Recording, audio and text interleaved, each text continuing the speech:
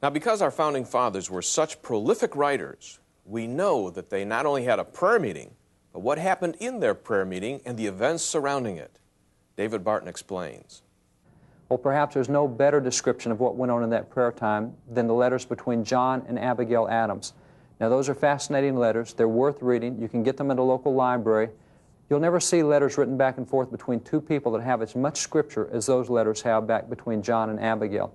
John told Abigail what had happened that morning, and in his writing to Abigail, he said, just this morning we had heard that Great Britain had opened fire on Boston, and that's a great concern because we were still British subjects. We did not have an army, we did not have a navy, we had no way to defend ourselves, and so they were greatly concerned. But John told Abigail, he said, but our psalm for this morning was Psalm 35.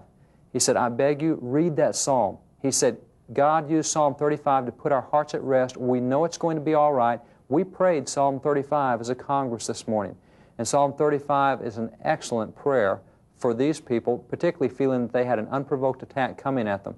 Now, Congress read and prayed Psalm 35 over a 3-hour period.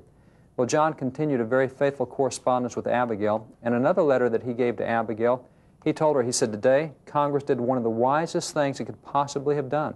He said, today we called for a national day of prayer and fasting. And he told her, he said, we've appointed a continental fast. He said, millions will be upon their knees at once before their great Creator, imploring His forgiveness and His blessings, His smiles on American counsel and arms. And he told Abigail, he said, Abigail, can you imagine the impact of having millions of people upon their knees at once praying to God? Now, this is a very common act of our founding fathers. They called for national days of prayer and thanksgiving on a very regular basis. They were very specific in their prayer requests. They were very emphatically Christian in their prayer requests. They called the nation to prayer and fasting time after time after time.